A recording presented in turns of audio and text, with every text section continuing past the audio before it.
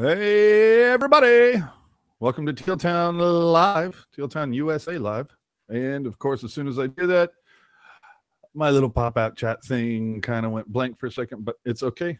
We got it back up and running now. So hello, AJ_strong on the Twitter and Insta.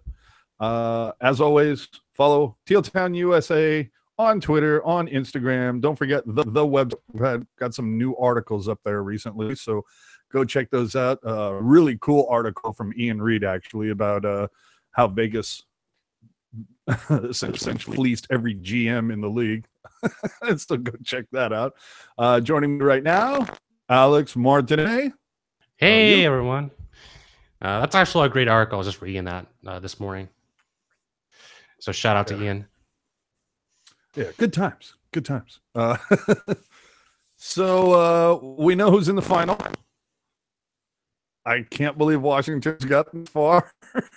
And the best part about it is that he actually, to get this far, or at least to lift the cup, he actually has to go through two Pittsburgh Penguins goalies. He already got through Murray, and now he's going to go through Fleury. I mean, that could not be more Ovechkin if he tried.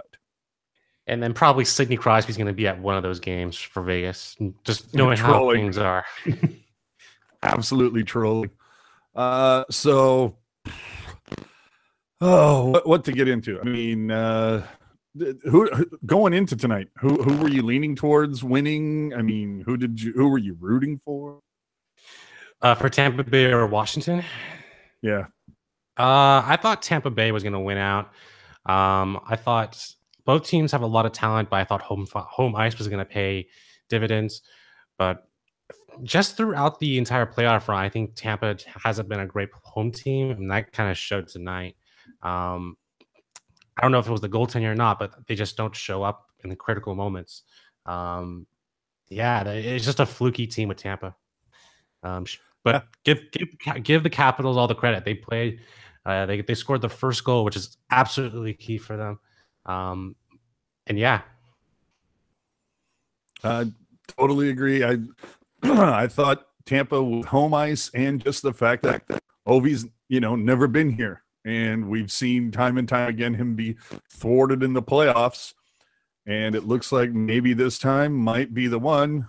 I mean, how cool would that be? Because we all know that the Capitals for the longest time have been called Sharks East. It would be nice to see them finally get over the hump. But this is going to be what should be an amazing series just based on the storyline around it. Ovi, chasing it for over a decade, and then the upstart team in their inaugural season going for it. I think this should be a great series. The only thing that upsets me is the fact that it's starting on Monday. Like, what the hell, man? How is this not starting Saturday night? Like, game one should have been Saturday. What? I mean, I understand that, building availability and all that stuff comes into play, but dear God, man, how do you not start this on Saturday? It makes me wonder what is going on at the Capitals barn this weekend for that not to happen. But it doesn't have anything to do with the NBA Finals, because the NBA Finals start Thursday, May 31st. So, to your point, I don't think there's any major scheduling conflict.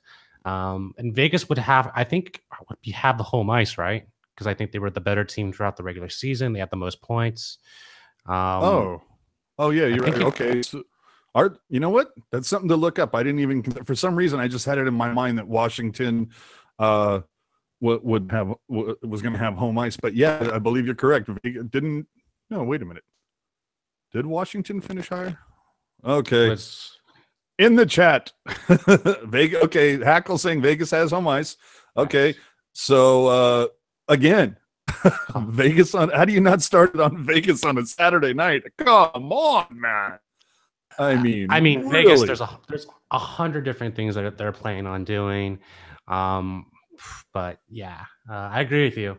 But it just seems weird.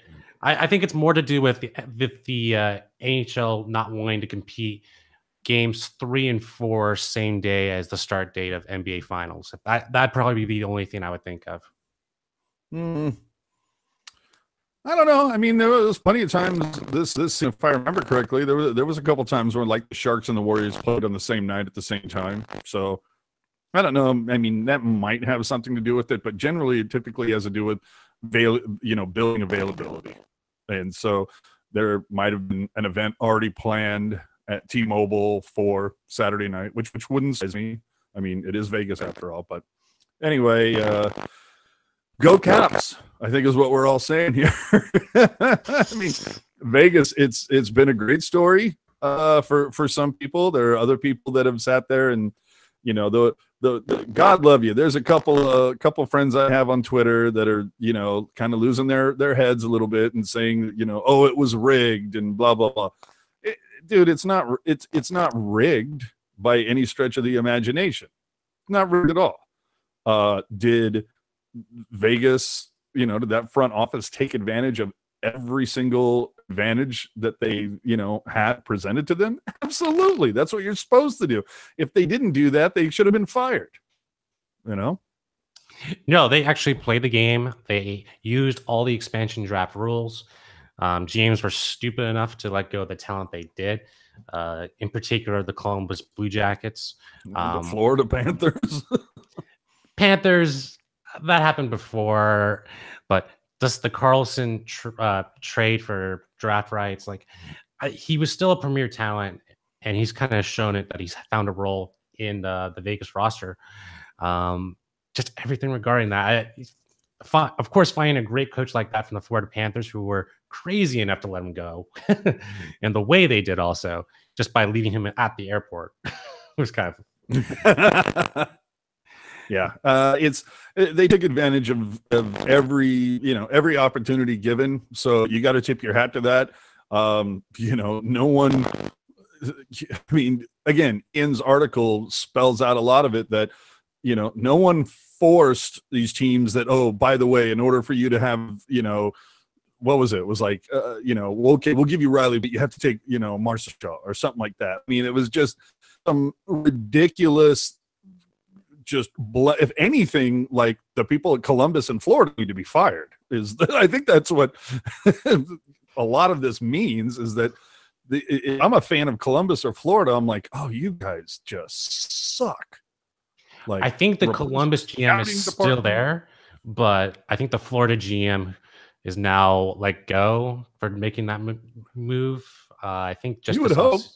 Yeah, I can just do a quick Google search, but I think he's been let go since that move and creating that culture, that negative culture surrounding the Florida Panthers. So that's, I thought they were really going on a high ceiling with the Florida Panthers. They had a lot of great talent, but you can mark that move as when they started to go downhill. Yeah. In the chat, Ian Balbus saying a national tragedy in your city days before your team's expansion season helps too. You know, that I think that might have that could have started things maybe on the right foot or helped gel the team, but I don't think that carries you through 9 months of hockey. You know what I mean? I'm just, you know, I mean, if you want to say talking about national tragedy, it's not like the Rangers won after 9/11. You know what I mean? Yeah. And even the Yankees, like they lost if memory serves, they lost the World Series immediately following 9/11.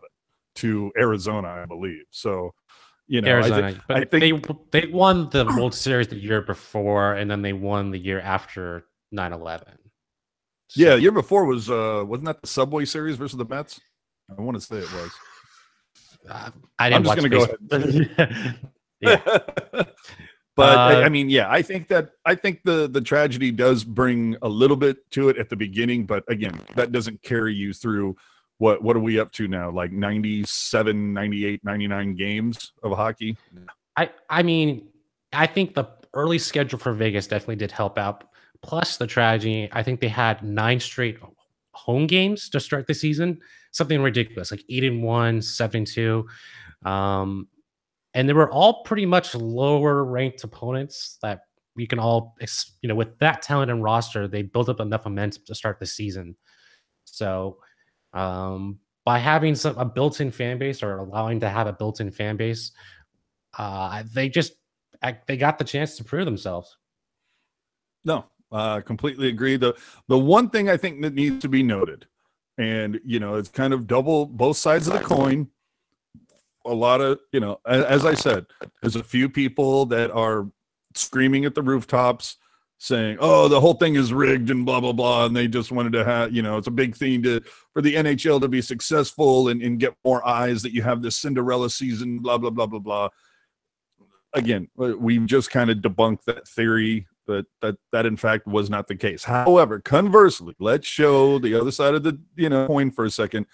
The fact of the matter is, Las Vegas was also giving more advantages and opportunities than any other expansion team previous to them. They played by a different set of rules. And that's fine. Yeah. They took advantage of those rules. Now, will Seattle get the same rules, or will they be altered? No. In my mind, no, you can't alter them, because what you would be doing is discounting Vegas's success. You sit there and go, okay, well, we tweaked the rules so Vegas wouldn't become another Atlanta Thrashers, but or Desert Dogs. Yeah. But, well, see, now I can't say that, because Desert Dogs was a relocation. It wasn't the same thing. Atlanta Thrashers was expansion. So I look at that. We don't want another Thrashers in the league. So we're going to make tweaks to make it so Vegas has more opportunity to be more successful more quickly. I get that aspect of it.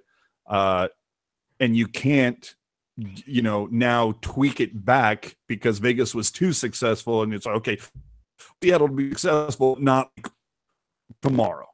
And somebody's saying something was wrong with my mic. Well, that figures. Anyway. I think it's more your internet connection, but yeah. Really? That's funny, because I literally tripled it a week ago. I mean, I'm getting mad upload and download right now. So anyway, yeah. I'll go back and listen, see if I can make some tweaks. Anyway, the fact of the matter is, Seattle's going to have to play by the same rules. But it's just like, for all the people that are saying, all the Vegas fans are going, oh, you guys are just upset because blah, blah, blah. No. Just admit the Vegas Golden Knights got more advantages than any other expansion team. No one's saying that's a bad thing. We're just stating it as fact. Don't sit there and act like you're got the same benefits as Atlanta. And it's, but we just, we've got a much better GM and coach and blah, blah, blah. Yeah, you clearly have a better GM and coach. But again, just, be, have the humility to know that you got a lot more advantages. And again, there's nothing wrong with that. That something like that needed to happen. You didn't want another Atlanta Thrashers in the league. No, I think more about the expansion draft with Vegas is that they were the only team to come in. With the Blue Jackets, I think it was the Wilds coming in with them also, or it was another team. But at least you had some competition. I thought didn't the Jacket and the Wild come in together? Yeah, that's what I thought too. But at least with those two teams, they were competing for talent of that year. They're competing for the best talent. But Vegas, they were able to pick and at least kind of go shop around each pick. So the Carlson trade was created from that way. There was a number of key additions. Maybe you might not have Marc-Andre Fleury be on the same team. I think that's a large part of why Vegas has the great depth that they do on all four lines. Frankly, they're set for a long time just because they came in as the only team in a draft, as an expansion draft. Even with Seattle. Go ahead. Yeah. I'm sorry. It's just go ahead and keep talking. But I listened in, and just give me a quick second. Let me pop this one more time. Hold on, just 1 second.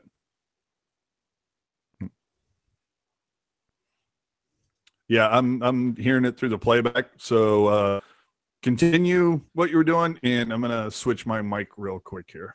Okay. So I'll just kind of go back to the chat for a second. But playoff choker. I didn't think the Caps were gonna win. Well, good for you. I think for a lot of Sharks fans, we didn't think we're gonna make it to the finals in 2015. So I'm kind of pulling for you guys. I think in a long ways, the Stanley Cup storyline is team that's gone through the playoff ridicule multiple times versus a team that is their first time in having such great success. Um, you know, I'm curious how both teams are going to handle being there for the first time. I mean, of course, it's the first time the Caps, or the second time the Caps have made it to the Stanley Cup final, but they still haven't won it. They're still in the same position as us. Um, Am I but okay now? no, you're way better. Oh, way better. All right. Well, I guess that's just what we're gonna have to do.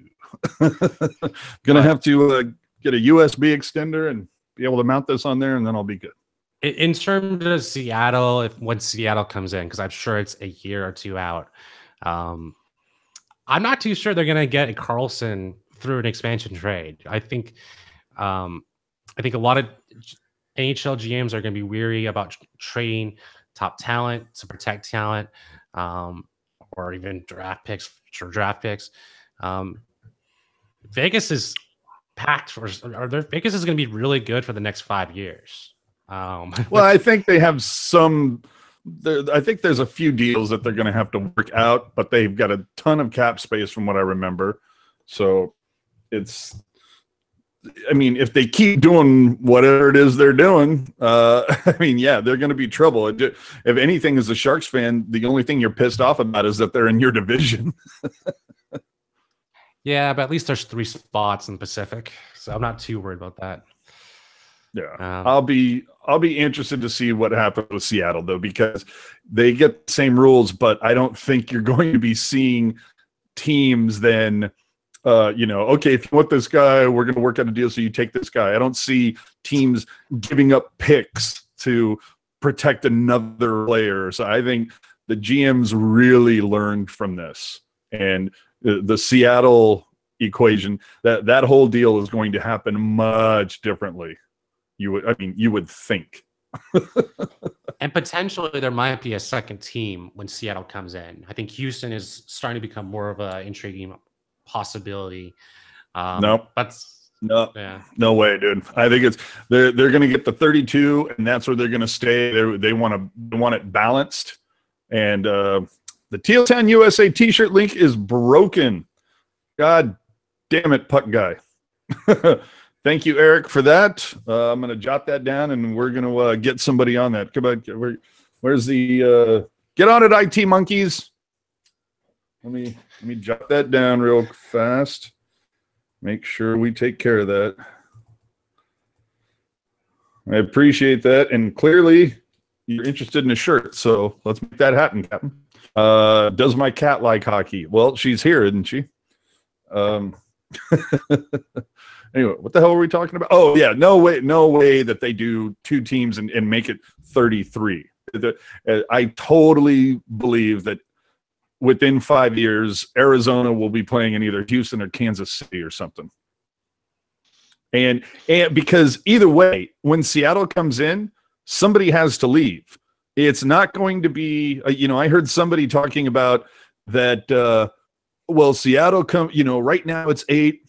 Seattle comes, they're really trying to do some new math saying that, you move Edmonton and Calgary to the Central, and then like Colorado goes east. And I'm like, no, that's never going to happen, because the NHL does not want to move the 3 Western Canada teams. Vancouver has to be in the same division with Edmonton and Calgary. That's the way it's been forever. So if Seattle comes in, obviously they're in the West. The obvious option is Arizona moves. You're not going to move Vegas because you just put them here. Arizona struggling to draw fans for over a decade. It's the obvious, solution is you relocate Arizona to the Central, like whether Houston, Oklahoma, Kansas City, wherever, but you put them in the Central, and now all divisions are balanced. Everybody has 8 teams. Also, Florida might be a team that might be relocated, but they just have they'll stay in the East. Yeah, and they also just have a new stadium. They have a new finances. That's least likely to happen. But Yeah. If anything, I'd love to see Carolina move back to Hartford, to be honest. I'll take that. Or let them move to Quebec or something. I mean, I would love to see one of those two teams come back, because I mean, Florida, they're so struggling. They're trying so hard. They cannot draw fans. Carolina kind of in the same boat. You know, it's been 13 years since they won their cup, and they've had a couple pieces here and there. I mean, you had Skinner get the what's the rookie of the year? Calder. He wins the Calder. Yeah. And I think if you talk to most people, Logan Couture should have won that year. And I mean, obviously hindsight 2020, but you're talking whatever that was 7-8 years ago. Who would you rather have on your team? Yeah, right now. Wasn't Couture also injured towards the end of the season, and that's why he didn't get a spotlight? Ooh, that I do not know. Are your lower thirds working or no? I'm not gonna. So anyway, I can't remember. It's off season. Geez, I don't remember anything about an injury, but I do remember just move Carolina to Milwaukee. That's a stupid idea. That's a Rob reaching. That's a radical you know idea. What? Dude, I'm so okay with that, to be honest with you. But the thing is that if you now just let's entertain this idea for a second. If you move the team to Milwaukee, someone has to move from someone has to swap divisions or something. You're going to have to move because wait a minute. Carolina is in the Atlantic, right? The Atlantic or what? There's no way Carolina's in the Metro. So if Carolina's in the Atlantic, see, I don't know. Milwaukee, is that considered Atlantic, or that seems more central to me? So, Rob's saying Nashville would move east. Boy, maybe. Carolina is in the metropolitan. Yeah. Well, Carolina is in the Metro? Yep. Wow. For some reason, I thought the Metro was always, just like New Jersey, New York, Boston, like all the teams you see on NBC every week. Wow. Hurricanes are Metro. So either way, if you move somebody, if you moved Carolina into, well, you'd have to put Carolina in the Atlantic, which means someone from the Atlantic has to come to the Metro. And also the Milwaukee, that I would say the Chicago Blackhawks might protest and say that's their media market, because you have... Oh, that's a good point. And then you have the Columbus Blue Jackets, and then you have... What's the other team that's close to that? There's... Chicago... Nashville is really not that far from Columbus. Tennessee, Nashville. Nashville's not that far from Columbus. I'm sorry, I need to start drinking more. But you have those three teams competing for the Milwaukee market, and similar to the way the Giants basically block the A's from moving to San Jose, I don't think I see that happening anytime soon. Hold on. Let me stare at. People are saying the Red Wings might also block that, but that's another good point. Okay, so obviously, if you moved Carolina out of the Metro, it would move Boston into the Metro, which makes more sense. Absolutely. Because that'd also give weight to the Boston and New York Rangers rivalry. I could see that working. But that'd be the only reason they do that. Yeah. Well, let's see. Boy, see, Minnesota might also have an issue. Minnesota, well, I think that's enough different. Yeah, I can see that blocking it. I mean, let me just. This goes to show you how long it's been since I've actually looked at a map. I'm just trying to work this out. Well, no, I got it. So yeah, I know, dude. Your point about Chicago, Yeah, I think they would have an issue with the team. That would either way. It's still an interesting idea nonetheless. I saw Utah being brought up, and I'm like, well, that makes some more sense than Milwaukee. But I don't know. No, I think, looking at it right now, yeah, Chicago and Milwaukee, yeah, that the Chicago is going to have a big problem if you put a team in Milwaukee. But then again, though, Milwaukee has a baseball team and Chicago has two baseball teams, and that hasn't been an issue. So, fuck it. Carolina, you're moving to Iowa. I'm going that way with it. Hell with it. But in all seriousness, it makes the most sense to put the Coyotes at Houston. That's what makes the most sense. I mean, I think you can make you can make an argument potentially for Kansas City. You can potentially make an argument for Oklahoma City. I mean, Oklahoma City already has a basketball team, and I don't know how long I don't know what building the Thunder play in, and I don't know if it was a new building when the Supersonics moved there and became the Thunder. But if OKC is too small, and Utah is fine. I mean, come on, Mormons. And Mofo pointing out that Avs may have. Yeah, no, that's a great point too. That's a fair point. So, I think Houston makes the most sense. They already have football, they already have baseball, they already have basketball. I think Houston is fine. To Cleveland, forget Cleveland, man. No, that would never happen. Yeah. Oh, Houston Arrows moved away. Okay, see, there you go, man. Houston makes the most sense. Houston makes the most sense. Just, you know what? And I think right now that's perfect because Seattle's coming in. Arizona should be able to kind of start making, moves on how they can make this happen. That's the way I go. Now, do you think when they relocate, do you think they're going to give the Phoenix Coyotes a chance to be part of the expansion draft, or they're just going to have the same crew? Same talent pool, because if they're seeing how this has been a success for Vegas, giving it a fan base, giving it some interest from that market that we all thought maybe hockey doesn't really work in Las Vegas. I can totally see them open the doors to the expansion draft if once Phoenix relocates again.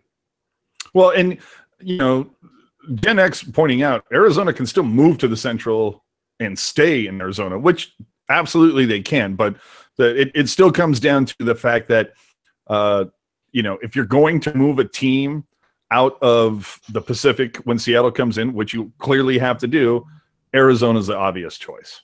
I mean, they are literally, you draw a line down the map, and Arizona is the one that is furthest east now. It's just barely, between Edmonton and Calgary. But like I said, no effing way the NHL breaks up the Western the Western Canada triplets of Vancouver, Calgary, and Edmonton. Never going to happen. So, can they bring in fans if they stay in Arizona? See, that's the whole thing. I mean, the Arizona, maybe moving to Houston is just like that's what they just need to do because they can't. They can't cut it there. But this is going to be the second time this franchise has moved. They moved in, I believe, '96 from Winnipeg, and they've been in Arizona for 20 years, and just can't make it happen. And they've had problem after. We all know that Arizona's had such a problem there. So hell, moving to Houston, maybe that makes things better. That would give Texas two NHL teams. Just two NHL teams. I know they have two basketball teams, two football teams.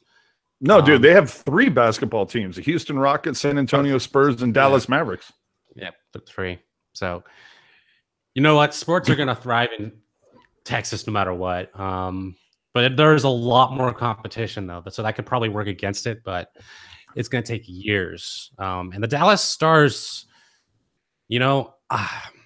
I think they should be more popular, but like they just never seem to get a foothold in that state still. I don't know if that's just my opinion or that's it seems like ever since Mike Madonna left, that team is kind of relegated into like the second pack of the NHL. Well, or signing the Emmy. I'll take that. Anytime you sign a Vezina goaltender winner.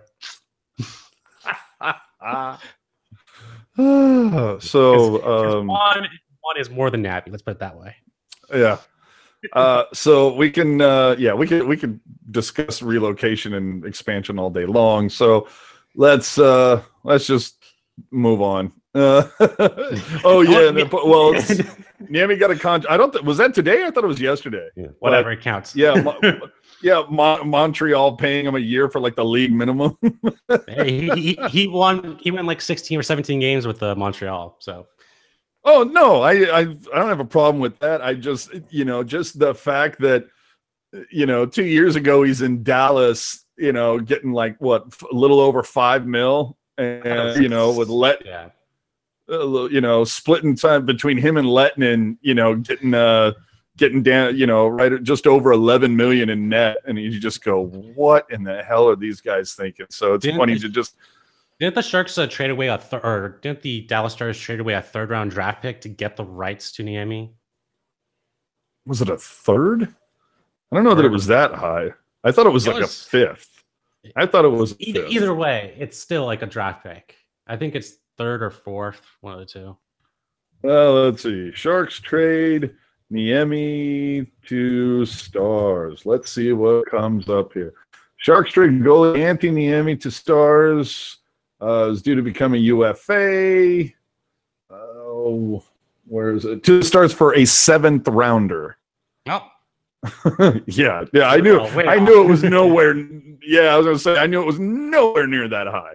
So, anyway, I digress. Let's get back into it.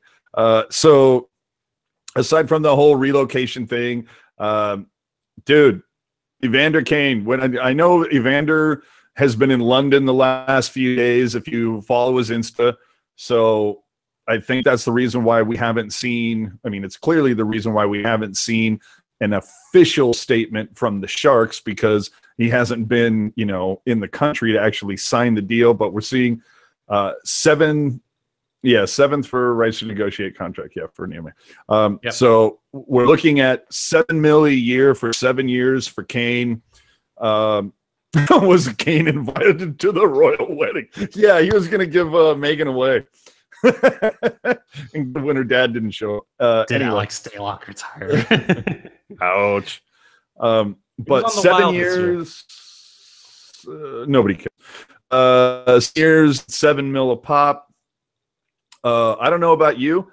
I'm okay with this deal. There's a lot of Winnipeg and a lot of Buffalo fans all saying the Sharks overpaid, that Kane's going to screw them, and just a lot of hyperbole and rhetoric about Kane. But, I can understand a little bit of where they're coming from, but, I think he's matured. I think he's grown up a little bit. I think he knows that he has to keep his nose clean.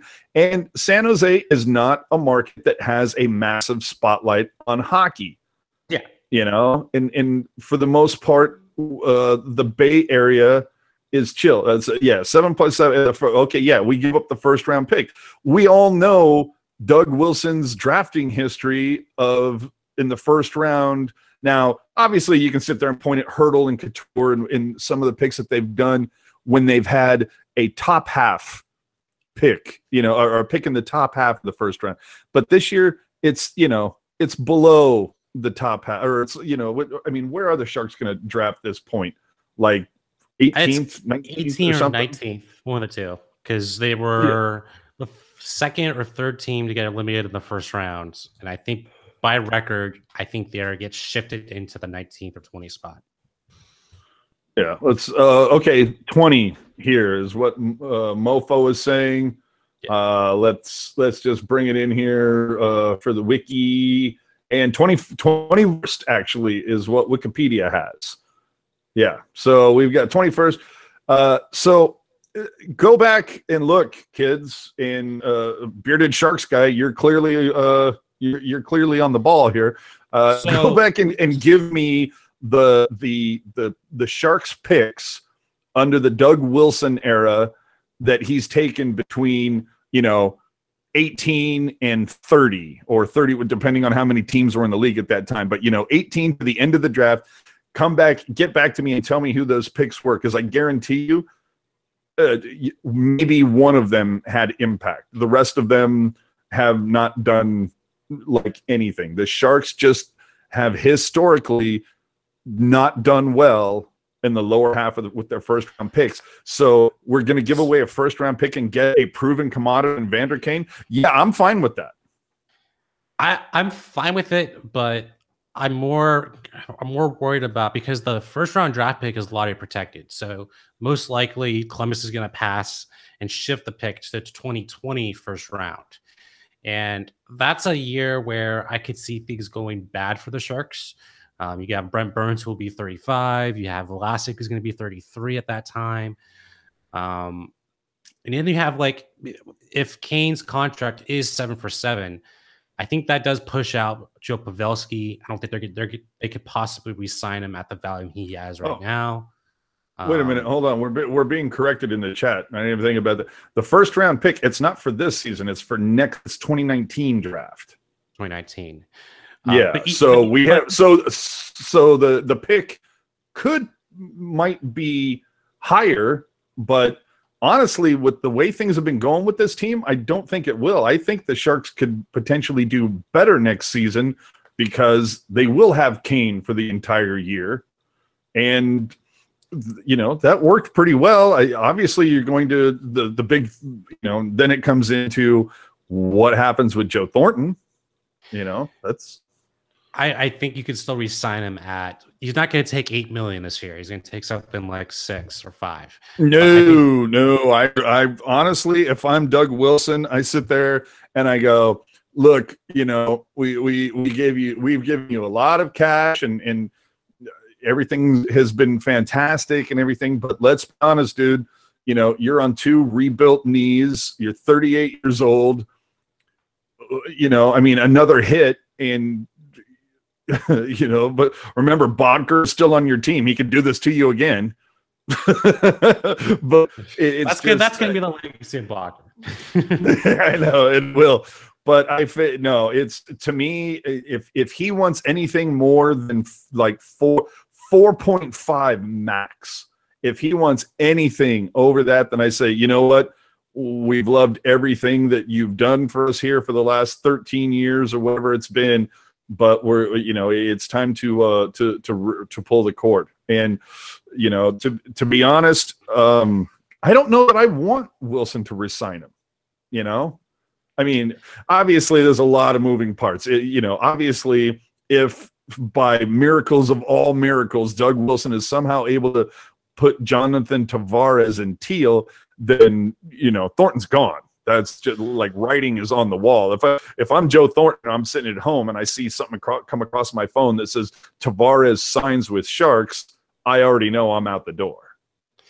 Most likely Tavares is going to go to the Knights, and that's going to drive us up the wall with that cap space and everything. That's true. I think $4 million is probably the magic number, $4 to $5 million. I think he's still going to come back.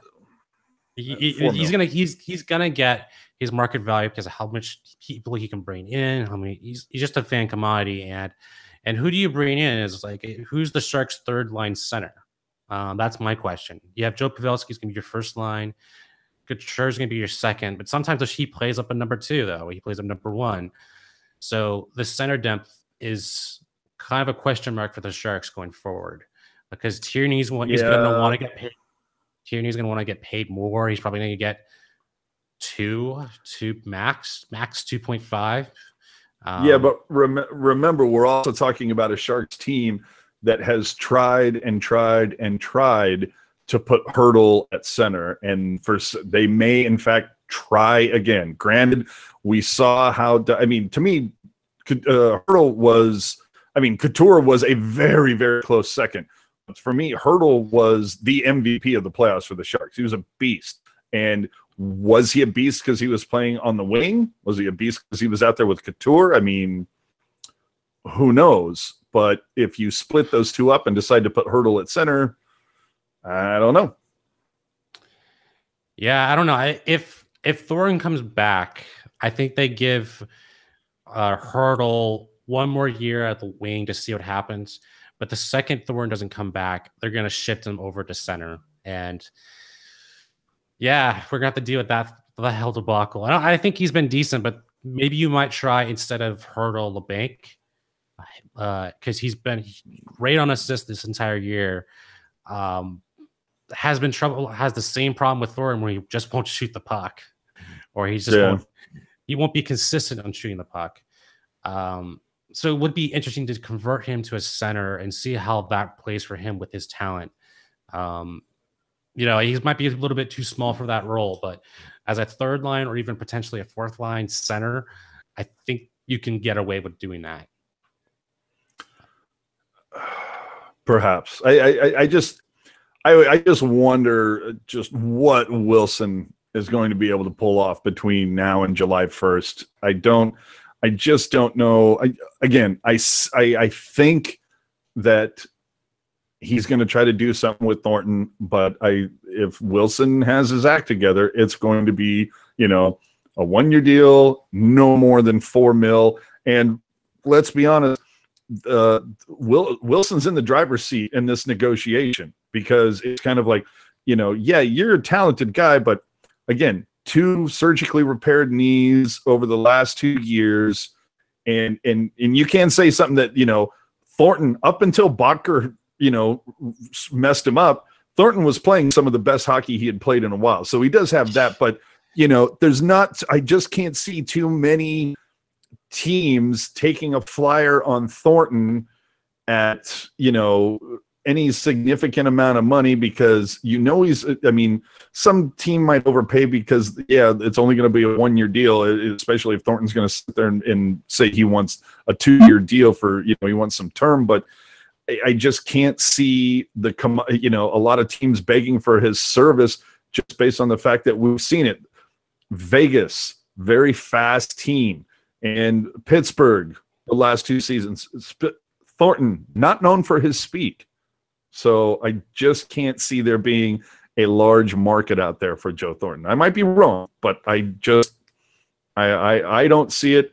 $4 million, and you just know that you're going to be centering the third line. Pavs is on the top line, Logan's on the second. You're going to center the third line, and you're going to be a big part of the power play. And he might also, the reduced minutes might also, help him conserve his energy a little bit, because, older guy on repaired knees, man. Yeah, but who currently do you think is going to be available on the free agent market? Is it going to be someone? It's probably going to be someone who's looking very big to cash out, or I'm not too sure who else is going to be available. So you might have to just pay Thornton the salary of 5 or potentially 6, because the market there is just, he's the best prospect. And I know that's saying too much about Thornton, but I would like to see what else is available in the market when July 1st rolls around. Again, Doug Wilson has some amazing things that he needs to do between now and July 1st, and I can't wait to see what they are. And, hopefully we get to talk to him between that, July 1st and the beginning of the playoffs, or I'm sorry, beginning of the playoffs, beginning of preseason. But it's going to be fascinating. Let's get back to Evander Kane. What's up? Take your sign. Oh no, there's nothing wrong with that, buddy. Look, I'm not saying go Vegas. Let's put it this way: I'm never gonna do that. Yeah, right. But yeah, I'm fine with this Kane deal. Could it bite them in the ass in 2 or 3 seasons, or even next season if he decides to lose his mind? Yes, but I believe in the guys in the room. I believe he's he realizes that he needs to like be chill, and that's what the off season is for. Just keep your nose clean. Don't be an idiot. You'll get paid. You'll play good hockey, and everybody's going to be happy. So I'm fine with it. But the thing that has perplexed me now over the last couple of seasons is that Doug Wilson has totally changed his way of thinking. That it used to be he was never going to do anything longer than a 5-year deal, and then he gives Burns 8 years. He gives what did Jones get? I think 6 years. Vlasic got like 7 years. I thought they were all 8 years. No, Jones was 8. Vlasic was 7. Burns was 8. 8. Yeah. So he's given out these ridiculously long contracts. I think we can all be sure that Couture is probably going to get a deal that keeps him a lifetime Shark. So Couture is going to get paid. Honestly, the way Hurdle played in the playoffs, and he had he really had his like one really good healthy year. It wouldn't surprise me if he gets a little overpaid. Yeah, I would also see that. I think 6 years, $6 million is probably what his market value is. I don't see him getting 7 years, $7 million. I think that's almost too much money. I'd like to see if you can get Hurdle for 5 and 5, and see if he'll take something like that to give the Sharks some cap room. But Hurdle's only like what, 24 right now? Yeah, but he still has. He still has the injury history. He still has. I still think he needs to prove himself, because I think he's had 2 injury-free years. It seems like his entire career, though, he's had some injury problems. And that goes also for Donskoy. I think the contract they gave out for Donskoy was perfect for the Sharks. Allows him to cash out maybe, I think, a year from now or 2 years from now. I think that was 3 years, $15 million for Donskoy. That was a great deal for the Sharks. Now, I'd give to Hurdle. I'd throw him 6 years, 5.5 per, or like 5.7. The bigger issue is that I think a lot of free agents are banking on the cap rising in the next couple of years, or even if there's a salary lockout, players lockout. I think they're kind of banking on it being, well, if it's 90 million right now, it's going to be 95, 98 when the lockout ends. And I'm already kind of figuring that's what's going to happen. So I see them kind of adjusting the numbers down the road. Again, it just comes back to I can't wait to see what the hell Doug Wilson pulls off.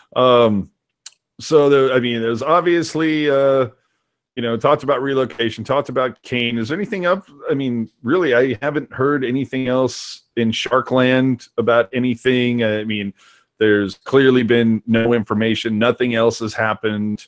I mean, the Kane thing, let's be honest, is not even official. And again, we go back to the fact that it's because Kane's not in the States to actually sign the deal. But we've heard nothing on anybody else, whether it be Tierney, Hurdle, Eric Fair. I mean, we've heard nothing on any of these guys. And then, there's a decent amount of players that the Sharks are going to have to do something about. So if the contracts for Kane and Hurdle that I think are $6.6 million and Kane is $7.7 million, I think I could see Tierney not re-signing with the Sharks and cashing out with some other team. I can totally see him trying to score big on this year, not taking something small, but I could see Fair re-signing with the Sharks just because he had a decent stretch, 15 straight games with the Sharks. See, I think you make a great point about Tierney, because Tierney did have a great season. Came in, changed up a lot of stuff, and without a doubt, I mean, career year. But we are talking, one good year out of 4. Yeah, and granted, he was given more opportunity and better line mates this season. He did seem to find a pretty good chemistry with LeBanc and Meyer, but I feel like if Tierney asks for a little too much, I think you let him go. I think he can be replaced. At a lower price. Yeah, depending on what it is. Tierney. Excuse me while I whip this out and look at Cap Friendly. So Tierney was making. And of course it doesn't have last year on here. You bastards. But I know it wasn't a lot. What the hell was it? I can't believe you, Cap Friendly. You kill me, man. You can't make it so I can go back one season. You bastards. But Tierney was what? Tierney was making. It wasn't a lot, right? Wasn't it was it even $1 million?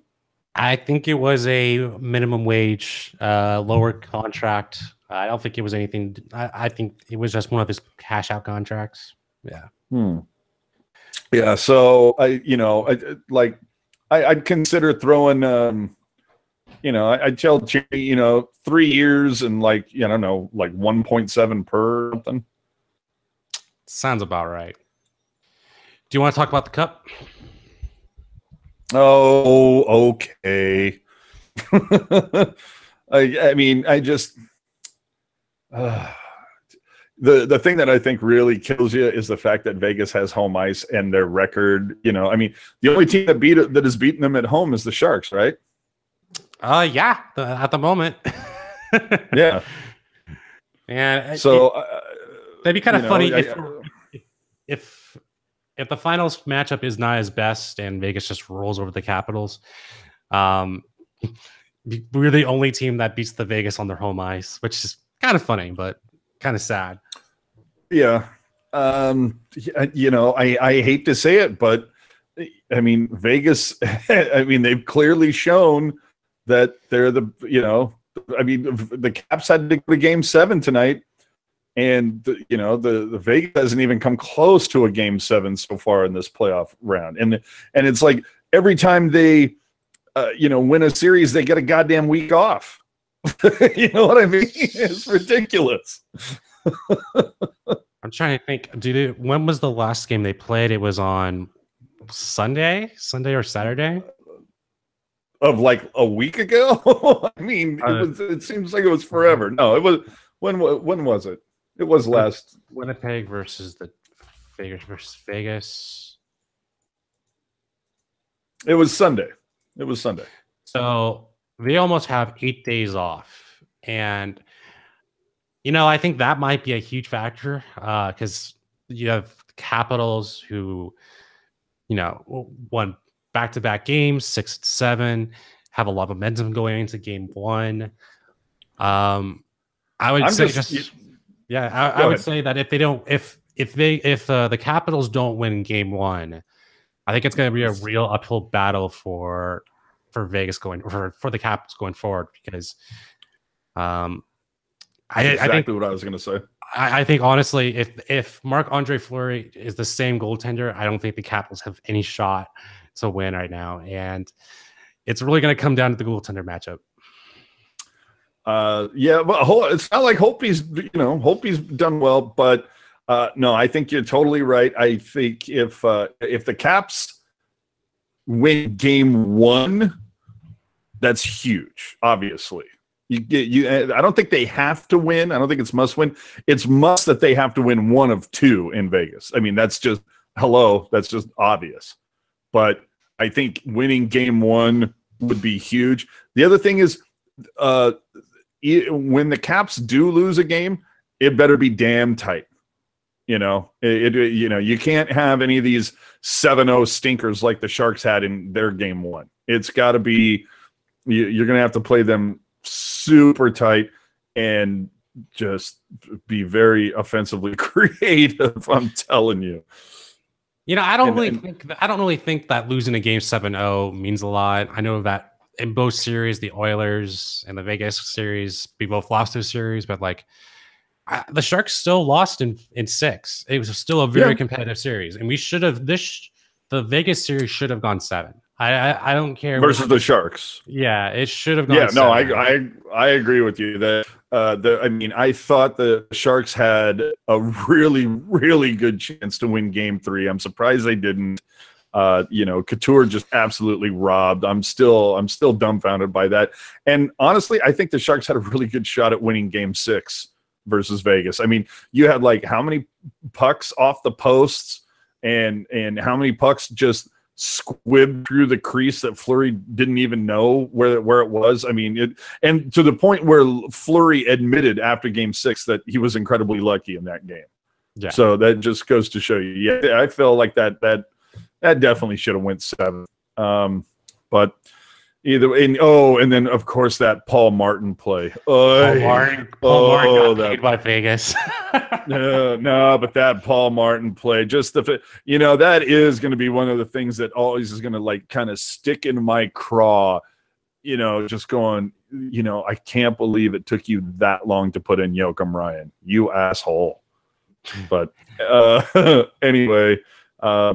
You create your own puck luck. Absolutely. I totally agree with that. What is it?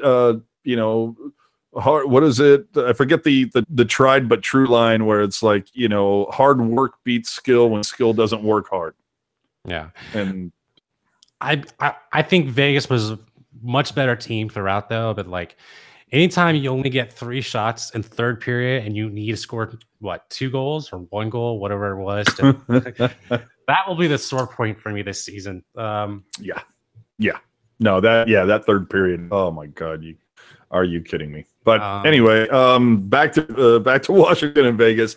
It just goes. I mean, it's not like we're coming up with something brand new that nobody's ever heard. I mean, Washington, they have to win one of the first 2.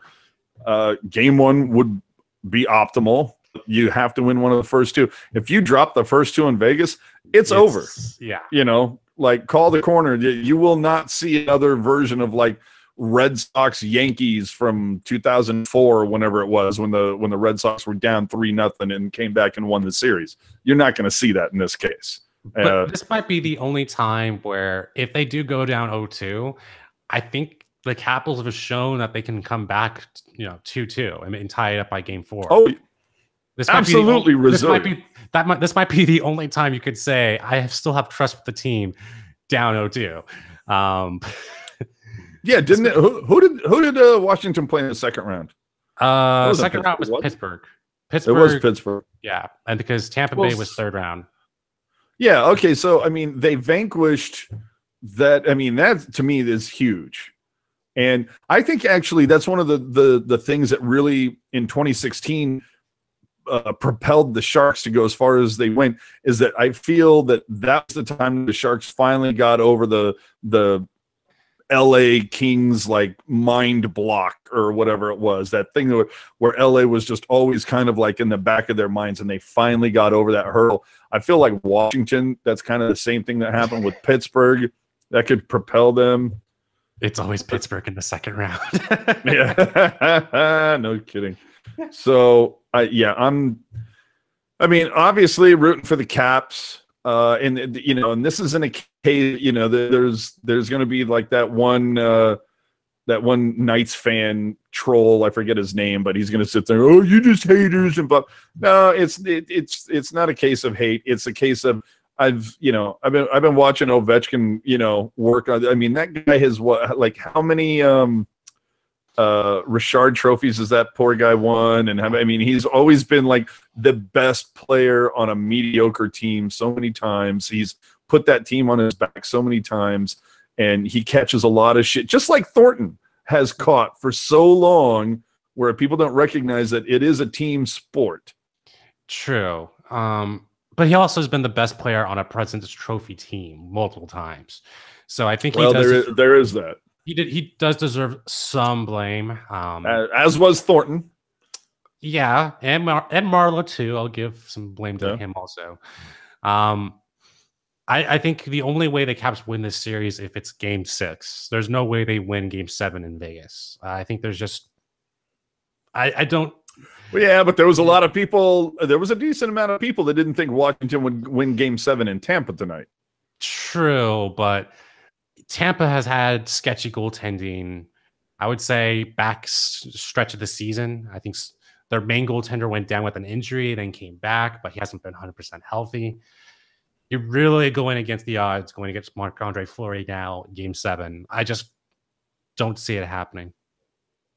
Yeah, no, I agree with you. And how many games has Fleury actually played in the regular season? Not the playoffs, but just regular season. Because I remember a stretch there where it was like Vegas was on like their 5th goalie, yet they still kept winning. I would say that's the whole thing is. I would say high 50s. Okay, because it was amazing to me because it was just it really never won a cup either. But it really goes to show that that Vegas is God love them, God hate them, but they're for real. The fact that they were went through that many goalies and were still able to keep picking up wins. It just goes to show that, Fleury stood on his head. Maybe it's not all Fleury, too. I mean, they have some good offensive weapons. Fleury played 46 games on the regular season, and he's played, I think, every game in the playoffs. So he's now hovering at roughly the 60 or 70 mark. But that was my point. So he barely played half the regular season. Yeah. So he comes in somewhat fresh. You go back to Niemi when he won. He only played what? No, but it's serious. You go back. How many regular season games? How many games? The regular season's games did Niemi play going into that playoff? Like 30 something. So I mean, very well rested. Fleury coming into this pretty well rested. Did not have to play, 68, 72 games. So. Rosenblatt saying 61. I'm assuming you mean over the course of regular season and playoffs. Yeah, I'm just talking regular season here. To point, to prove the point that he's come into this with less tread on him than his counterparts. So the year Niemi won the cup, he played 39 games, but that's just regular season. So I'm assuming that's something like 50-ish. Yeah, but he comes into the playoffs only playing half the season. You're going to be pretty damn fresh when you only play half the season. Now, granted, Niemi played probably, out of the final 30 games Chicago had that year, he probably played 29 of them. But still, you're going to be somewhat fresh when you're, not trudging it out during November, December, and January. Yeah. So. Ovechkin get his Ray Bourque moment. I don't know. Did Ovechkin play for a franchise for 18 years and then get traded to a contender? I mean, what are you talking about? He got traded to Pittsburgh, right? Ray Bourque? No, he got traded from Boston. No, I'm talking about Ovechkin. He got traded to Pittsburgh, right? I don't know. It's going to be fun. Vegas intro's corny as fuck. Yeah, no, I think we all know. Look, let's be honest. Vegas as a whole is kind of corny AF. You know what I'm saying? I mean, everything's over the top. Everything's ridiculous. But that's why it's Vegas. That's why we all go there. I mean, that city was built for a reason. So anyway, it is about that time, and this is essentially for Laurel. It's Kayla time. So we're gonna disturb her for a moment. Yep, and she let out the little noise. But this is the time where we give the Kayla love, and look at that, she's loving it. What cat exposes the tummy like that and says "Oh yeah, that's the spot." That would be Kayla. Look at this girl. She's such a slut. She's a slut for the pets. What can I tell you? Look at her. She's still waiting for more pets. Anyway, so I think say, but I'm just not going to do it. Right. So we've gone over an hour, and I think that's more than enough time. So I mean, Alex, what's your final call? If you were in Vegas and you had to put money on this, who's winning it and how many games? My heart says go Caps, but I think the Vegas depth is going to be a big issue. So I say Vegas and potentially 5. And then if the Capitals are ever gonna win it, it's gonna be 6. So that involves winning 1 away. So that's where I stand on it. I think the depth of Vegas is just going to stand out and be too much of an issue. Both teams try to shut down the neutral zone as much as they possibly can. And I think Vegas just does a better job of it. But the one equalizer I will say, though, is if Ovechkin is at the top of his game, that's what's going to define the series, because Vegas doesn't really have that type of player, that type of talent. I know Thomas Tatar is a decent player, but he hasn't been. Keeps getting scratched. I mean, what they gave up for him are these type of games, and I think it's really going to come down to that matchup: Thomas Tatar to Ovechkin, and Holtby and Marc-Andre Fleury. Dude, the chat going back to the old school, EACNT. Remember the last time the Caps in the Stanley Cup Finals, Issa Tikkanen missing a wide open net, and George McPhee was there. Dude, like, oh, is it Throwback Thursday? I thought that was tomorrow. But anyway, what way back Wednesday? I don't know. Yeah, I'm picking Vegas in 6.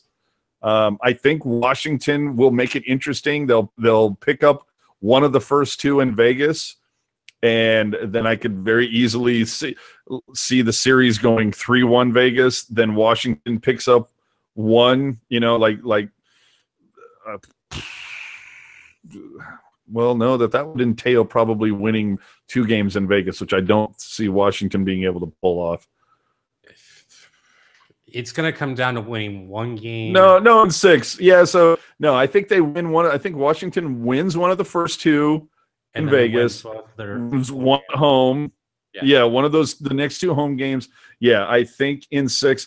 And it seems like it almost feels like Vegas has like won every series on the road. So why not in 6? I mean, didn't they win at the didn't they beat the Jets at Winnipeg? Jets in 6, Kings in 4, Sharks in 6. Didn't they win every game on the road? Or no. LA was at home because they swept, and so so they would have had the first 2 games in Vegas, and the next 2 would have been in LA. So so they won they won the series versus LA in LA. They won versus the Sharks in San Jose, and they won versus Winnipeg in the Peg. So that's why I'm going to say Vegas in 6, because they're going to win it in Washington, because there you go. Hackle says it's the same thing for the Capitals. So that both teams won every series on the road. Really? Well, I mean, obviously, I know that they won in Tampa. Game 7 was in Tampa. Game 7 was in Pittsburgh. And then who did they play round 1? Was it Columbus? But they won it at home. That can't be right. They won it at home. We know it wasn't Boston. We know it wasn't Toronto, because those 2 faced. Yeah, it was Columbus. Yeah. Okay, I thought so. But was that in 7 or 6? I think it was 6. I don't know. Excuse me while I whip this out. Where's NHL.com when you need it? Let's take a look at the videotape. So Washington versus Columbus, but it doesn't say. Oh, first round. First round, here you go. It was Columbus won game 1, Columbus won game 2, then Washington won the next 4. So it was game 6 in Columbus. I wonder if that's there you go. I wonder if that's a first in NHL history. Of what? Losing the first 2 and then no. Both teams advancing to the winning. Winning while never winning a series at home. Yeah. Yeah, no, that's an interesting point. So, well, then I'm still gonna go. Okay, well then there you go. That's my pick. If Vegas doesn't win it in 6, Washington wins it in 7. There you go. Just based on the numbers, I'm playing the odds, kids. Washington in 6 or Vegas in 6 or Washington in 7. That's what I'm going with. Oh man.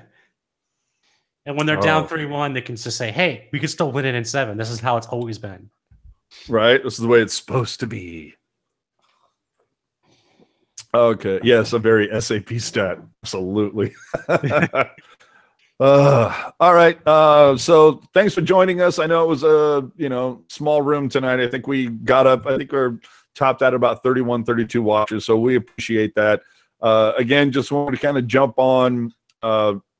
Just talk about the playoff match that was coming up. I really don't give two craps about talking about Vegas versus Winnipeg or Caps versus Tampa. If I was going to talk about anything, it would obviously be Vegas and Winnipeg.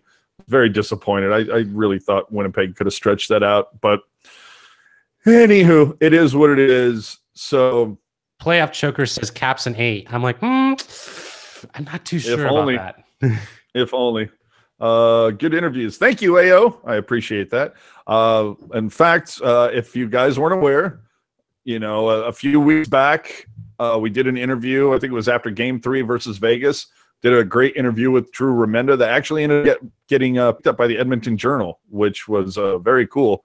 So if you haven't had a chance to check that out, go subscribe to our SoundCloud account. Just go to soundcloud.com, search Teal Town USA.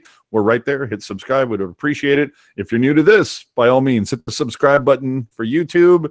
Subscribe to the channel. Hit the little notification bell. That way you'll get a cool little email every time we go live.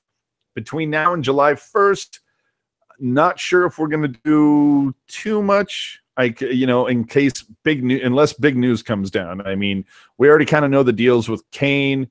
The only other thing I could see is like, there's a limited no trade or a modified no move, whatever. That's, we're talking Doug Wilson here. He loves handing those out.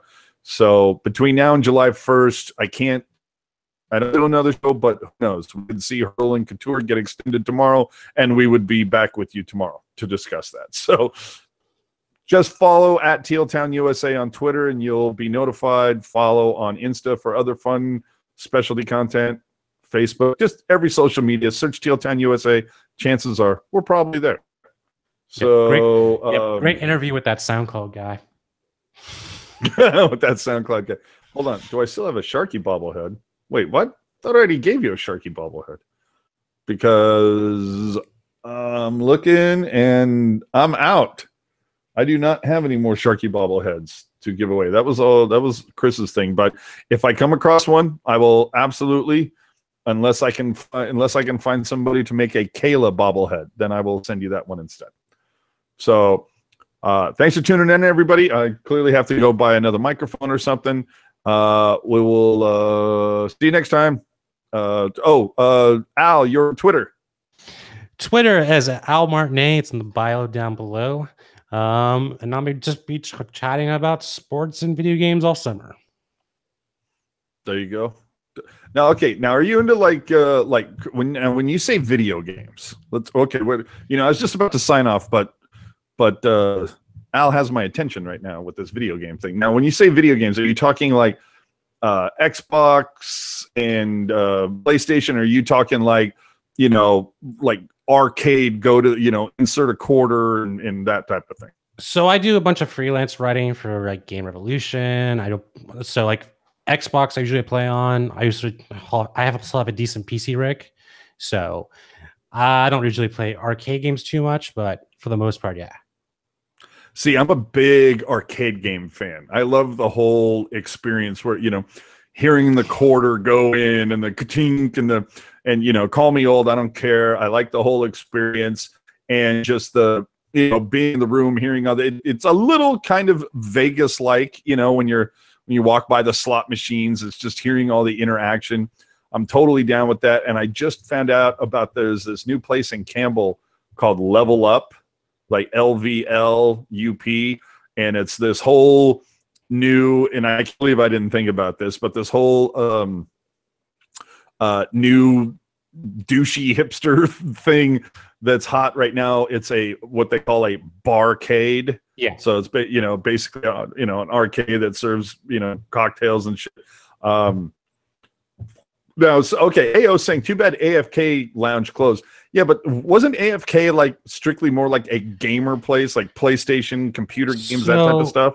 The difference between AFK and a penny arcade is that AFK was more of a community hub, and so Yeah, that's what I figured. It was like, like groups of people playing against other groups of people, and it was like a lot of shooter games and that type of stuff, right? yeah. The penny arcade, and there's a couple of decent spots in San Francisco where the arcade is like a place where like people can gather, but it's not really the focus. It's more or less just a place where you can have a group hangout. That was kind of what AFK's big falling out was. And also, I think downtown was a really weird spot for something like AFK to. Yeah, no, I totally agree with that. I've never really understood that spot. There's supposed to be another similar thing going in into San Jose pretty soon. But that's Tunes. The old Tunes at Santa Clara and 2nd is going to be another barcade. I forget. I can't remember the name, but for the most part, I don't think gaming is its focus. It's more or less the restaurant feel. I think what Tunes is trying to do. Yeah. I think it's just the whole deal of like it's a bar, but instead of like, a DJ or karaoke, whatever, they just have games, kind of like how some sports bars, they have darts or pool tables and stuff like that. So instead of that, it's just, arcade games. And that's a great idea when you come to think about it, because, typically you make a little more money on arcade games. You drop $1.50 into a pool table. You're not sure how long that game could go. And same thing with darts. I mean, I've sat there and gone 18 rounds on darts because I just, for the love of God, I could not hit the final bullseye or something. So with arcade games, I don't know. You can go a little, okay, way off the rails. Really? We're just talking about a little bit of arcade. Okay, you guys, way to ruin everything. We're going to sit here and talk for a little bit more, but okay, fine. We'll go. Clearly you want us to go. Hold on. Somebody said, "Oh, how did you not know that AFK stood for away from keyboard? Like it was mentioned on like 3 episodes of Big Bang Theory, and I know you watched that. Don't say you don't, because you do. Anyway, Teal Town off the rails, whatever. Yeah, off the rails, baby. That's Laurel. Don't ruin it for everybody just because you don't like video games, okay? I know if there was a Miss Pac-Man in front of you, you would play it. I'm just saying. So anyway, I don't mind off the rails. Why? Thank you. Bazooka. Again, hit the subscribe. Tell a friend to subscribe. We obviously want to try to get our numbers as high as we can, which just helps everything. Teal Town Arcade. Teal Town Arcade game. Oh yeah, where we all just go around chasing Puck Guy's AOL connection, beating it mercilessly. Teal Town Arcade game. Let's search for a better internet connection. Yes. God, that would be great. So thanks for tuning in, guys. Follow social media. That's it. See you next time when something interesting happens in Sharks Land or when the Stanley Cup is hoisted, whichever comes first. Adios, people.